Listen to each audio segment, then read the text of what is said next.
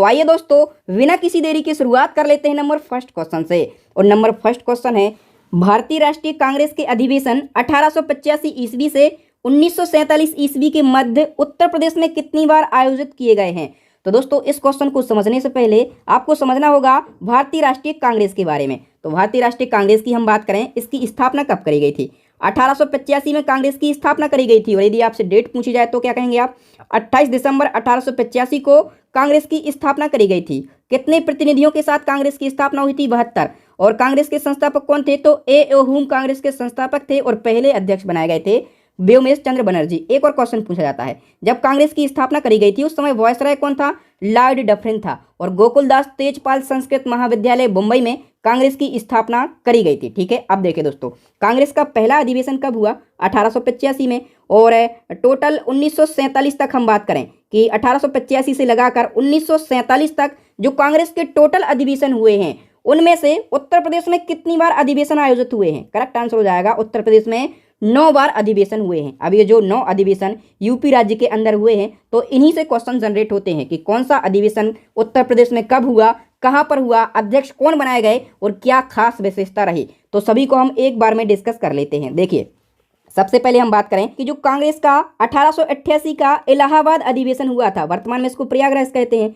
तो इलाहाबाद अधिवेशन की अध्यक्षता किसने करी थी, तो 1888 के इलाहाबाद अधिवेशन की अध्यक्षता करी थी जॉर्ज यूल ने। और दोस्तों याद रखना जो जॉर्ज यूल है ना, ये प्रथम अंग्रेज अध्यक्ष था कांग्रेस का। ठीक है, और एक और क्वेश्चन पूछा जाएगा कि कांग्रेस के 1892 के इलाहाबाद अधिवेशन की अध्यक्षता किसने की। अब 1892 में फिर से इलाहाबाद अधिवेशन होता है, इसकी अध्यक्षता करी थी व्योमेश चंद्र बनर्जी ने। ठीक है, फिर क्वेश्चन पूछा जाएगा कि कांग्रेस के 1899 के लखनऊ अधिवेशन की अध्यक्षता किसने करी। तो 1899 का जो अधिवेशन है ये कहाँ पर होता है, लखनऊ में। और इसकी अध्यक्षता करी थी रोमेश चंद्र बोस ने। अब नेक्स्ट वन की हम बात करें तो कांग्रेस का जो 1905 का अधिवेशन है ये कहाँ पर होता है, बनारस में होता है। और इसकी अध्यक्षता करी गोपाल कृष्ण गोखले ने। और कांग्रेस का 1910 का अधिवेशन फिर से इलाहाबाद वर्तमान प्रयागराज में होता है और इसकी अध्यक्षता करी सर विलियम वेरबर्न ने। और कांग्रेस का लखनऊ अधिवेशन होता है फिर से 1916 में, इसकी अध्यक्षता करी थी अंबिका चरण मजूमदार ने। ठीक है, और ये जो कांग्रेस का 1916 का लखनऊ अधिवेशन है इसकी एक विशेषता है कि इसमें गर्म और नरम दल का विलय हो गया था। ठीक है, नेक्स्ट वन की बात करें तो बताइए भारतीय राष्ट्रीय कांग्रेस की प्रथम भारतीय महिला अध्यक्ष कौन थे। 2 क्वेश्चन पूछे जाते हैं। एक क्वेश्चन पूछा जाएगा कि कांग्रेस की प्रथम महिला अध्यक्ष, तो आप कहेंगे एनी बेसेंट थी। कौन थी, एनी बेसेंट। लेकिन पूछा जाए कि कांग्रेस की प्रथम भारतीय महिला अध्यक्ष, तो आप कहेंगे सरोजिनी नायडू। और सरोजिनी नायडू इंपॉर्टेंट हैं, इनके बारे में हम सारे फैक्टों को डिस्कस करेंगे। सरोजिनी नायडू जो हैं ये कांग्रेस की प्रथम भारतीय महिला अध्यक्ष थी और ये कांग्रेस के कानपुर अधिवेशन 1925 में अध्यक्ष बनी थी। ओके, और ये स्वतंत्र भारत की प्रथम महिला राज्यपाल भी हैं। ठीक है, कहाँ की राज्यपाल बनी थी, तो ये उत्तर प्रदेश की राज्यपाल बनी थी। यूपी की पहली महिला राज्यपाल पूछा जाए ना तब भी आप क्या कहेंगे, सरोजिनी नायडू कहेंगे। ठीक है, और 13 फरवरी को इनके जन्म के उपलक्ष्य पर हम हर साल राष्ट्रीय महिला दिवस मनाते हैं। और दोस्तों इनको महात्मा गांधी ने भारत कोकिला की उपाधि दी थी, या फिर दी नाइटिंगेल ऑफ इंडिया की उपाधि किसने दी थी, महात्मा गांधी ने। ठीक है, फिर कांग्रेस का 1936 का लखनऊ अधिवेशन होता है, इसकी अध्यक्षता किसने करी थी, जवाहरलाल नेहरू ने करी थी। ठीक है, और फिर कांग्रेस का 1946 का मेरठ अधिवेशन होता है, इसकी अध्यक्षता करी थी आचार्य जे.बी. कृपलानी ने। एक और क्वेश्चन पूछा जाता है यहाँ से कि जब अपना देश स्वतंत्र हुआ उस समय कांग्रेस के अध्यक्ष कौन थे। तो उस समय कांग्रेस के अध्यक्ष जे.बी. कृपलानी थे। जे.बी. कृपलानी 1946 के मेरठ अधिवेशन में अध्यक्ष बने थे। और अपना देश जब स्वतंत्र हुआ था ना 15 अगस्त 1947 को, ठीक है, तो उस समय कांग्रेस के अध्यक्ष कौन थे, जे.बी. कृपलानी ही थे। नेक्स्ट क्वेश्चन है, संयुक्त प्रांत में 1937 ईस्वी में कांग्रेस की सरकार किसके नेतृत्व में गठित हुई थी। तो ये गोविंद वल्लभ पंत के नेतृत्व में गठित हुई थी। और गोविंद वल्लभ पंत कौन है, तो यूपी के फर्स्ट सीएम है। कौन है, यूपी के फर्स्ट सीएम है गोविंद वल्लभ पंत। बताइए चंद्रशेखर आजाद अंग्रेजों के खिलाफ संघर्ष करते हुए इलाहाबाद के किस पार्क में शहीद हो गए थे।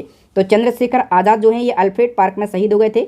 अल्फ्रेड पार्क कहाँ पर है, तो ये इलाहाबाद वर्तमान प्रयागराज में स्थित है। बताइए कि चोरी चोरा नामक जो घटना है ये बहुत ही ज़्यादा फेमस है। तो चोरी चोरा नामक जो स्थान है ये यूपी के किस जिले में स्थित है, तो ये यूपी के गोरखपुर जिले में स्थित है। इसके बारे में हम डिटेल से समझ लेते हैं। तो बात है 5 फरवरी 1922 की, गोरखपुर जिले में और गोरखपुर जिले के चोरी चोरा नामक स्थान में किसान जो हैं एक जुलूस निकाल रहे थे। ठीक है, तो किसानों के इस जुलूस पर पुलिस वालों ने गोलियां चला दी थी, ठीक है। तो फिर क्या हुआ, वहाँ की जनता नाराज हुई और एक भीड़ जमा हुई और भीड़ ने पुलिस थाने में जाकर आग लगा दी थी, ठीक है। और इससे क्या हुआ था, 22 पुलिसकर्मी मारे गए थे। ये थी चोरी चोरा की घटना, ठीक है। और ये जो हिंसक घटना हुई थी ना, इसी घटना के कारण महात्मा गांधी जी ने असहयोग आंदोलन बताइए उत्तर प्रदेश की जलवायु किस प्रकार की है। तो उष्णकटिबंधीय मानसूनी जलवायु है उत्तर प्रदेश की। उत्तर प्रदेश के किस जिले में सबसे ज़्यादा वर्षा होती है, गोरखपुर में होती है। और गोरखपुर में औसत वर्षा कितनी होती है, 184 सेंटीमीटर। हम बात करें कि यूपी के किस जिले में सबसे कम वर्षा होती है, मथुरा में।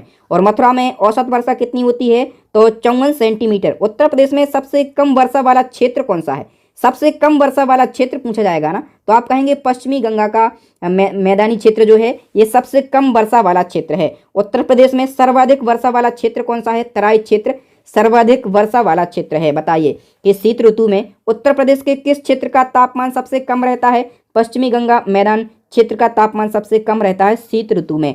कौन सी नदी मध्य प्रदेश और उत्तर प्रदेश के बीच में सीमा का निर्माण करती है, चंबल नदी यूपी और एमपी के बीच में सीमा का निर्माण करती है। जो रेशमी साड़ियाँ हैं ये उत्तर प्रदेश में कहाँ पर बनाई जाती हैं, वाराणसी में। और उत्तर प्रदेश के सर्वाधिक क्षेत्र में कौन सी फसल बोई जाती है, गेहूँ। ये सर्वाधिक क्षेत्र में बोई जाने वाली फसल है। और यूपी में सर्वाधिक आंवला का उत्पादन कहाँ पर किया जाता है, किस जिले में, तो प्रतापगढ़ जिले में किया जाता है। बताइए यूपी में कृषि सुधार संबंधित किसान हित योजना कब शुरू की गई थी, करेक्ट आंसर हो जाएगा 2007-8 में। देश व प्रदेश की प्रथम नियमित दुग्ध की स्थापना कब की गई थी, तो 1938 में की गई थी। और कहाँ पर, लखनऊ में। राज्य में सर्वप्रथम 3 जिलों वाराणसी, मेरठ और बलिया में ऑपरेशन फ्लड फर्स्ट कब शुरू किया गया था, तो 1973 में शुरू किया गया था। याद रखना, आपसे पूछा जाए कि उत्तर प्रदेश में ऑपरेशन फ्लड फर्स्ट कहाँ पर शुरू किया गया, तो राज्य के 3 जिलों में वाराणसी, मेरठ और बलिया, ठीक है। और कब शुरू किया गया था, 1973 में। बताइए उत्तर प्रदेश राज्य दुग्ध परिषद की स्थापना कब करी गई थी, तो ये 1962 में करी गई थी। अब बताइए गोकुल पुरस्कार योजना का संबंध किससे है, करेक्ट आंसर हो जाएगा दूध से। बताओ उत्तर प्रदेश का सबसे बड़ा पक्षी विहार कौन सा है, इंपॉर्टेंट क्वेश्चन है। सबसे बड़ा पक्षी विहार या फिर अभ्यारण्य कौन सा हो जाता है, लाख बहोसी पक्षी अभ्यारण्य होता है, ठीक है। या फिर इसको लाख बक्सी पक्षी अभ्यारण्य भी कहते हैं। और ये कहाँ पर स्थित है, कन्नौज जिले में। और इसकी स्थापना हुई थी 1988 में। और सबसे छोटा पक्षी विहार यदि पूछा जाएगा तो आप कहेंगे पटना पक्षी विहार। और पटना पक्षी विहार का नाम सुनते ही लोग कन्फ्यूज हो जाते हैं, ठीक है। और कहते हैं कि ये बिहार में स्थित है, लेकिन पटना पक्षी विहार जो है ये यूपी के एटा जिले में स्थित है। इसकी स्थापना कब हुई थी, 1990 में। उत्तर प्रदेश में सर्वप्रथम किस पक्षी विहार की स्थापना की गई थी, तो सबसे पहले नवाबगंज पक्षी विहार की स्थापना करी गई थी। कहाँ पर स्थित है, उन्नाव में। और स्थापना करी कब गई थी, तो 1957 में स्थापना करी गई थी, ठीक है। और इसी क्रम में एक और क्वेश्चन पूछा जाएगा, उत्तर प्रदेश का सबसे बड़ा वन्यजीव अभ्यारण्य या फिर यूपी का सबसे बड़ा वन्यजीव विहार कौन सा है, तो आप कहेंगे हस्तिनापुर वन्यजीव विहार। कितने क्षेत्रफल में फैला है, 2077 वर्ग किलोमीटर में। और कहाँ से कहाँ तक इसका विस्तार है, मतलब कहाँ कहाँ फैला हुआ है, तो मेरठ में, मुजफ्फरनगर में, हापुड़ में, अमरोहा में और बिजनौर में ये फैला हुआ है। और इसकी स्थापना करी गई थी 1986 में। और इसी क्रम में पूछा जाएगा यूपी का सबसे छोटा वन्यजीव अभ्यारण्य, तो आप कहेंगे महावीर स्वामी वन्यजीव अभ्यारण्य।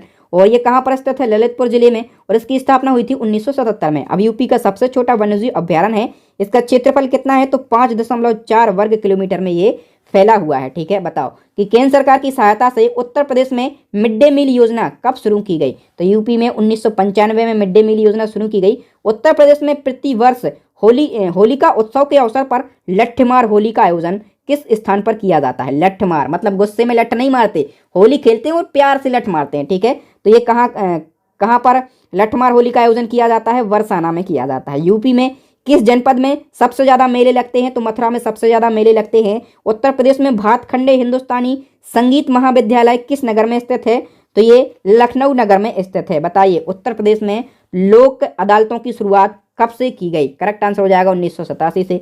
उत्तर प्रदेश में कृषि विभाग की स्थापना कब की गई, करेक्ट आंसर हो जाएगा 1 मई 1920 में उत्तर प्रदेश में कृषि विभाग की स्थापना की गई। देखिए उत्तर प्रदेश में सीमांत कृषक किन्हें कहा जाता है, ये क्वेश्चन कई बार पूछा गया है। तो जिन किसानों के पास 1 हेक्टेयर से कम भूमि होती है ना, उनको सीमांत कृषक कहा जाता है। लघु कृषक भी पूछा जाता है। तो जिन किसानों के पास 1 हेक्टेयर से 2 हेक्टेयर के बीच में भूमि होती है, उनको लघु कृषक कहा जाता है। अब बताओ कि उत्तर प्रदेश में पान अनुसंधान एवं प्रशिक्षण केंद्र कहाँ पर स्थित है, तो ये महोबा में स्थित है। ओके, और क्वेश्चन पूछा जाएगा कि यूपी के 21 जिलों में पान की खेती की जाती है, लेकिन पान के लिए विशेष प्रसिद्ध जिला कौन सा है? तो जो बांदा जिला है ना, ये पान के लिए सबसे ज़्यादा प्रसिद्ध है। ठीक है, और क्या पूछा था पिछला क्वेश्चन, पान अनुसंधान और प्रशिक्षण केंद्र कहाँ पर स्थित है?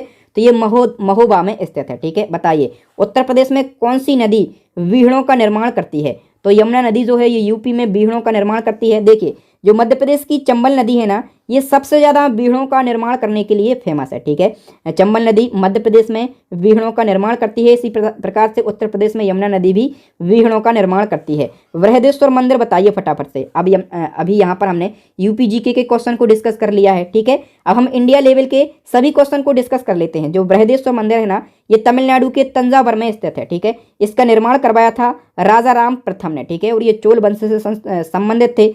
और महाबोधि मंदिर पूछा जाएगा तो आप कहेंगे बिहार के बोधगया में महाबोधि मंदिर स्थित है। याद रखना जितने भी क्वेश्चन को हम डिस्कस कर रहे हैं ना, ये मोस्ट इंपोर्टेंट क्वेश्चन है और बार बार पूछे जाते हैं। बताइए भगवान बुद्ध को ज्ञान की प्राप्ति कहाँ पर हुई थी?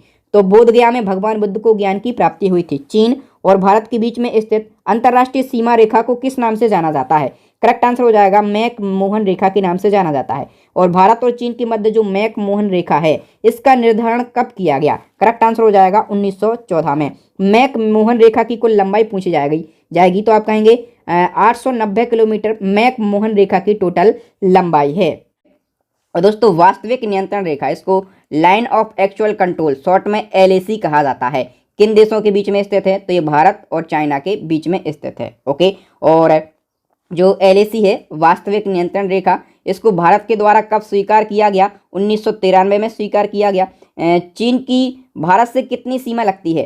तो 3488 किलोमीटर लगती है। भारत के कितने राज्य और केंद्र शासित प्रदेश चीन से सीमा बनाते हैं? तो भारत के 4 राज्य हैं और एक केंद्र शासित प्रदेश है जो कि चाइना से अपनी सीमा साझा करता है। कौन कौन से राज्य हैं? तो हिमाचल प्रदेश है, उत्तराखंड है, सिक्किम है, अरुणाचल प्रदेश है, और एक केंद्र शासित प्रदेश कौन सा है? लद्दाख। ये सभी चाइना के साथ में अपनी सीमा साझा करते हैं। कौन सी पर्वत श्रेणी भारत उपमहाद्वीप और चीन के मध्य जल विभाजक बनाती है? करेक्ट आंसर हो जाएगा काराकोरम पर्वत श्रेणी।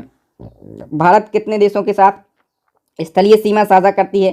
तो भारत टोटल 7 देशों के साथ अपनी स्थलीय सीमा साझा करती है। बांग्लादेश के साथ चाइना, नेपाल, भूटान, अफगानिस्तान, पाकिस्तान और म्यांमार। नेक्स्ट क्वेश्चन है, नेपाल देश की सीमा के साथ भारत के कितने राज्य लगे हुए हैं? तो नेपाल के साथ भारत के 4 राज्य लगे हैं, उत्तराखंड, उत्तर प्रदेश, बिहार, पश्चिम बंगाल और सिक्किम।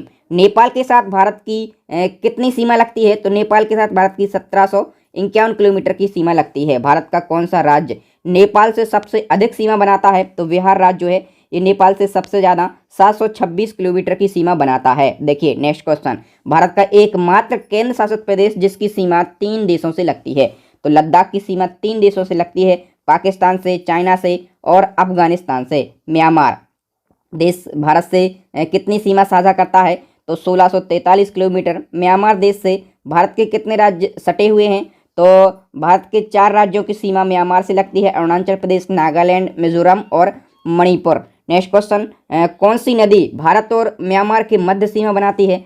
तो भारत और म्यांमार के बीच में काला दान नदी सीमा बनाती है। म्यांमार को भारत से कब अलग किया गया? 1937 में। भारत और म्यांमार के बीच सीमा का निर्धारण कौन सी पर्वत श्रेणियां करती हैं? करेक्ट आंसर हो जाएगा खासी, पटकोई और आराकानयोमा पर्वत श्रेणियां। किस देश के साथ भारत सबसे कम स्थलीय अंतर्राष्ट्रीय सीमा साझा करता है? तो भारत अफगानिस्तान के साथ में सबसे कम सीमा साझा करता है। अफगानिस्तान के साथ में भारत केवल 106 किलोमीटर की सीमा साझा करता है। भारत के किस केंद्र शासित प्रदेश की सीमा अफगानिस्तान से लगती है? तो लद्दाख की सीमा अफगानिस्तान से लगती है। भारत और अफगानिस्तान के मध्य सीमा रेखा को किस नाम से जाना जाता है? डूरंड रेखा के नाम से जाना जाता है। और डूरंड रेखा का निर्धारण किया गया 1896 में। ठीक है, किसके द्वारा? सर डूरंड के द्वारा, और इनके ही नाम पर इस रेखा का नाम रखा गया डूरंड रेखा। नेक्स्ट क्वेश्चन, भारत का कौन सा राज्य 3 तरफ से बांग्लादेश से घिरा हुआ है? तो त्रिपुरा राज्य जो है ये 3 तरफ से बांग्लादेश से घिरा है। त्रिपुरा और बांग्लादेश के बीच लगने वाली सीमा को क्या कहते हैं? करेक्ट आंसर हो जाएगा शून्य सीमा रेखा, इसको 0 लाइन कहते हैं। भारत और नेपाल के मध्य कौन सी नदी सीमा बनाती है? करेक्ट आंसर हो जाएगा काली नदी। भारत और भूटान के मध्य अंतर्राष्ट्रीय सीमा रेखा की लंबाई कितनी है? तो 669 किलोमीटर। नेक्स्ट है, भूटान भारत के कितने राज्यों से सीमा बनाता है? तो 4 राज्यों से। कौन कौन से राज्य हैं? सिक्किम, असम, पश्चिम बंगाल और अरुणाचल प्रदेश। भूटान देश भारत के किस राज्य से सर्वाधिक सीमा बनाता है? तो भूटान असम राज्य से सबसे अधिक सीमा बनाता है। कितनी? 267 किलोमीटर। नेक्स्ट क्वेश्चन, अंगूर और इमली में कौन सा अम्ल पाया जाता है? मतलब अभी तक क्वेश्चन चल रहे थे ज्योग्राफी के, अब साइंस के क्वेश्चन देखने के लिए मिल रहे हैं। तो अंगूर और इमली में टार्ट्रिक अम्ल पाया जाता है। चींटी और बिच्छू के डंक में कौन सा अम्ल होता है? तो मेथिनाइक अम्ल होता है। नींबू और संतरे में कौन सा अम्ल पाया जाता है? सिट्रिक अम्ल पाया जाता है। नेक्स्ट है, बेकिंग पाउडर बनाने में कौन से अम्ल का प्रयोग किया जाता है? टार्ट्रिक अम्ल का। खाना पचाने में कौन सा अम्ल उपयोगी होता है? तो हाइड्रोक्लोरिक अम्ल जो है ये खाना पचाने में उपयोगी होता है। सोना और चांदी के शुद्धिकरण में किस अम्ल का प्रयोग किया जाता है? नाइट्रिक अम्ल का। नेक्स्ट क्वेश्चन, कपड़े से जंग के धब्बे हटाने के लिए कौन सा अम्ल प्रयुक्त होता है? करेक्ट आंसर हो जाएगा ऑक्जेलिक अम्ल। रक्त का पीएच मान कितना होता है? तो 7.4 होता है रक्त का पीएच मान। और लार का पीएच कितना होता है? तो 6.5। मूत्र का पीएच कितना होता है? 6 होता है। और क्षार का जलीय विलयन लाल लिटमस पेपर को किस रंग में बदल देता है? करेक्ट आंसर हो जाएगा नीले रंग में। नेक्स्ट है, जल को मृदु बनाने में किस क्षार का प्रयोग किया जाता है? कैल्शियम हाइड्रोक्साइड का।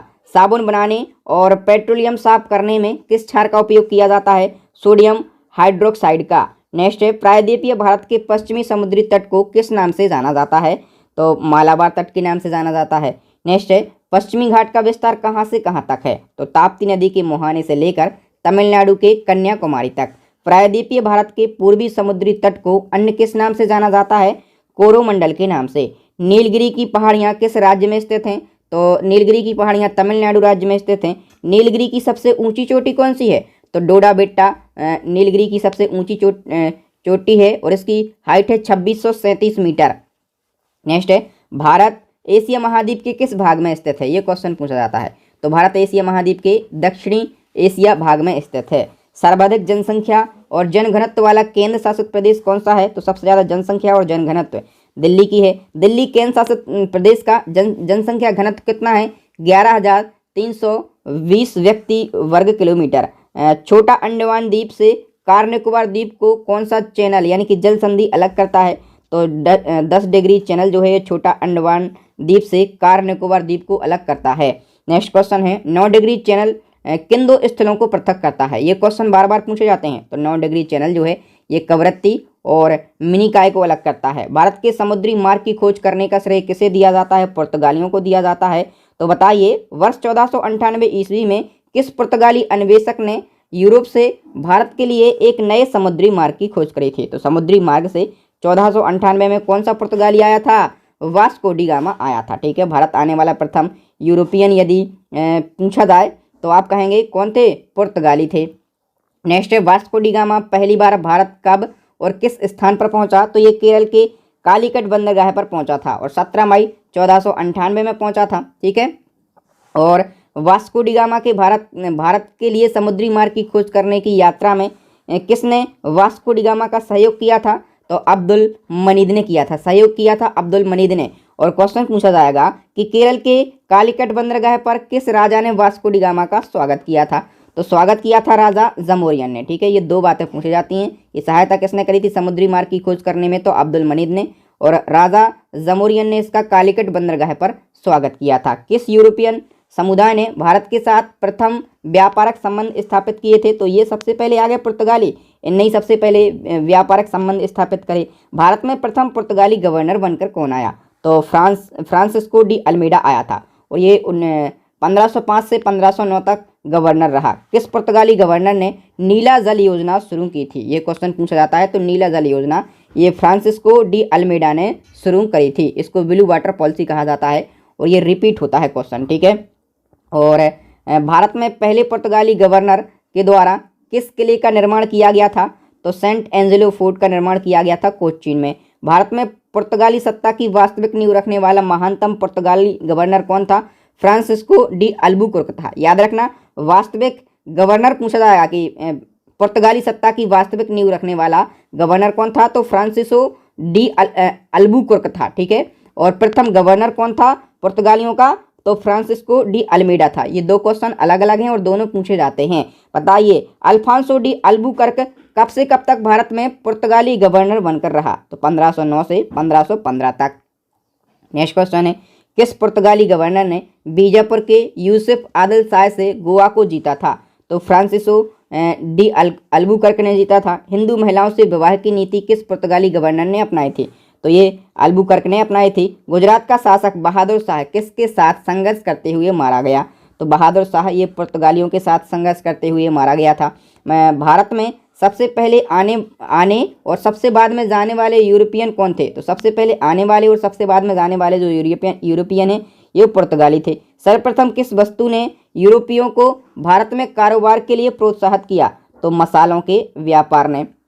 पुर्तगाली ईस्ट इंडिया कंपनी की स्थापना भारत में कब की गई थी? तो 1498 ईस्वी में की गई थी। नेक्स्ट क्वेश्चन है, भारत में तंबाकू की खेती, जहाज निर्माण, प्रिंटिंग प्रेस का सूत्रपात किस यूरोपीय शक्ति के आगमन से हुआ? तो देखिए, भारत में पहले तंबाकू की खेती नहीं होती थी, जहाज निर्माण नहीं होता था, प्रिंटिंग प्रेस भी नहीं होता था।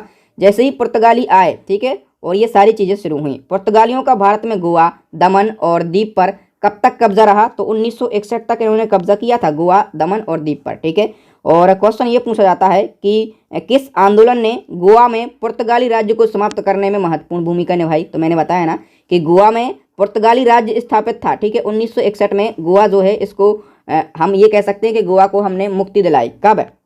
1961 में। और महत्वपूर्ण भूमिका निभाई गोवा मुक्ति आंदोलन ने। नेक्स्ट है, स्वयं को सागर का स्वामी कौन कहते थे? तो पुर्तगाली स्वयं को सागर का स्वामी कहते थे। नेक्स्ट हमारा क्वेश्चन है, श्रीलंका में डच और पुर्तगाली उपनिवेशवादियों के वंशजों को क्या कहा जाता है? वृद्धेर कहा जाता है। किस युद्ध में मिस्र, तुर्की और गुजरात की संयुक्त सेना ने फ्रांसिस्को डी अल्मेडा को 1508 ईस्वी में पराजित किया था? तो वो चोल का युद्ध हुआ था। बंगाल के किस स्थान पर पुर्तगालियों ने अपना कारखाना स्थापित किया था? तो बंगाल के हुबली में इन्होंने अपना कारखाना स्थापित किया था। सर्वप्रथम 1530 ईस्वी में गोवा को अपनी राजधानी बनाने वाला पहला पुर्तगाली गवर्नर कौन था? तो नीनो डी कुन्हा था। भारत में गोथुक स्थापत्य कला की शुरुआत किसने करी थी? पुर्तगालियों ने करी थी। पुर्तगालियों ने हिंद महासागर पर नियंत्रण करके वहां पर कौन सा कर लागू कर दिया था? तो इन्होंने कार्तेन कर लागू कर दिया था हिंद महासागर पर। नेक्स्ट क्वेश्चन है, अंग्रेजों को पुर्तगालियों ने कौन सा क्षेत्र दहेज के रूप में दिया था? तो भैया अंग्रेजों को पुर्तगालियों ने बंबई को दहेज के रूप में दे दिया था। एक्चुअल में ब्रिटेन के राजा थे चार्ल्स द्वितीय, ठीक है। तो चार्ल्स द्वितीय का विवाह हो रहा था पुर्तगाली राजकुमारी कैथरीन के साथ में, ठीक है। तो पुर्तगालियों ने कहा अंग्रेजों से कि भैया हम आपको बंबई दहेज के रूप में दे रहे हैं, बंबई तुम्हारे बाप की है जो दहेज के रूप में दे रहे हो। चलो नेक्स्ट वन की बात करें, पुर्तगालियों के बाद कौन यूरोपियन भारत में व्यापार करने के उद्देश्य से आए थे? तो पुर्तगालियों के बाद आए थे डच। कौन सा पहला डच यात्री भारत के पूर्व में सुमात्रा पहुंचा था? तो कार्नेलियन हाउटमैन था, ये सुमात्रा पहुंचा था। नेक्स्ट क्वेश्चन है, डच किस देश के निवासियों को कहा जाता था? तो नीदरलैंड के निवासियों को डच कहा जाता था। भारत में डच ईस्ट इंडिया कंपनी की स्थापना हुई थी 1602 ईस्वी में। और डचों ने भारत में अपनी पहली व्यापारिक फैक्ट्री कब और कहाँ स्थापित करी थी? ये पूछा जाता है। मसूलीपट्टनम में और 1605 ईस्वी में। डचों ने गोवा पर कब अधिकार स्थापित किया था? तो 1639 ईस्वी में। नेक्स्ट है, डचों ने बंगाल में किस स्थान पर अपना कारखाना स्थापित किया था? तो चिंसुरा में। किस युद्ध में पराजित होने के बाद भारत में डचों का अंतिम रूप से पतन हो गया? तो बेदरा के युद्ध के बाद डचों का पतन हो गया था। बेदरा का युद्ध कब और कहाँ हुआ था? तो अंग्रेजों और डचों के बीच में हुआ था 1759 ईस्वी में। नेक्स्ट है, मुगल दरबार में जाने वाला प्रथम अंग्रेज कौन था? तो कैप्टन विलियम हॉकिंस ये मुगल दरबार में जाने वाला प्रथम अंग्रेज था। मुगल शासक जहांगीर के दरबार में जाने वाला प्रथम अंग्रेज कौन था? तो यही था, ठीक है। मतलब मुगल दरबार में जब ये कैप्टन विलियम हॉकिंस गया था तब मुगल शासक कौन थे? जहांगीर थे, ठीक है। कब गया था ये? तो 1609 ईस्वी में गया था। ब्रिटिश ईस्ट इंडिया कंपनी की स्थापना कब की गई थी? 1600 ईस्वी में। भारत का बादशाह उस समय कौन था जब ब्रिटेन में ईस्ट इंडिया कंपनी की स्थापना हुई थी? तो जब ब्रिटेन में ईस्ट इंडिया कंपनी की स्थापना हुई तब भारत का बादशाह था अकबर। नेक्स्ट है, इंग्लैंड की रानी एलिजाबेथ प्रथम ने ईस्ट इंडिया कंपनी को कब अधिकार पत्र प्रदान किया था? तो 31 दिसंबर 1600 ईस्वी में। भारत आने वाला पहला अंग्रेजी जहाज कौन था? Red dragon. ये बार बार पूछा जाता है। अंग्रेजों ने सबसे पहले भारत के किस राज्य में फोर्ट सेंट जॉर्ज नामक किले का निर्माण करवाया था? तमिलनाडु राज्य में। नेक्स्ट है, किस मुगल शासक ने 1613 ईस्वी में एक फरमान जारी कर अंग्रेजों को सूरत में व्यापारिक फैक्ट्री खोलने की इजाज़त दी थी? करेक्ट आंसर हो जाएगा जहांगीर ने। नेक्स्ट है, ब्रिटिश ईस्ट इंडिया कंपनी ने मद्रास को पट्टे पर किस वर्ष में प्राप्त किया था? 1639 ईस्वी में। वर्ष 2008 में वित्तीय क्षेत्रों में सुधार हेतु जिस समिति का गठन किया गया था उसके अध्यक्ष कौन थे? करेक्ट आंसर हो जाएगा रघुराम राजन। वाणिज्यिक बैंक किस सूची के अंतर्गत आते हैं? अभी इकोनॉमी के क्वेश्चन लग गए, तो जितने भी कमर्शियल बैंक हैं ये संघ सूची के अंतर्गत आते हैं। विश्व का प्रथम केंद्रीय बैंक कौन सा है? तो स्वेरिजेस रिक्स बैंक, ठीक है, स्वीडन का बैंक है ये। विश्व का प्रथम केंद्रीय बैंक है और इसकी स्थापना कब हुई थी? 1600